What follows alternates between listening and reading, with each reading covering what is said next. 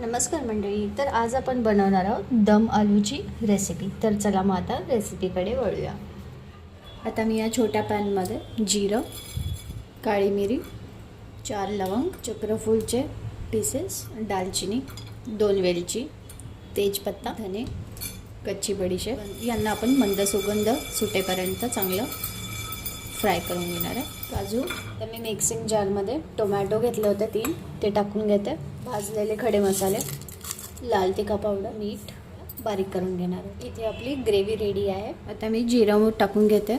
एक बारीक चिरलेला कांदा सॉफ्ट होण्यासाठी थोडं मीठ. कांदा चांगला परतवून घ्यायचा. इथे आपला कांदा सॉफ्ट झाला आहे. मी याच्यात आपली मगाशची ग्रेव्ही टाकून घेते. ग्रेव्हीला तेल सुटेपर्यंत चांगलं परतवून द्यायचं आहे. आता मी 1 वाटी पाणी ॲड करून घेते. इथे आपल्या ग्रेव्हीने चांगलं तेल सोडलेलं आहे. आपण याला आता थोडा वेळ साईडला ठेवूया. आता मी या गरम तेलामध्ये उकडलेले बटाटे ते टाकणार आहे.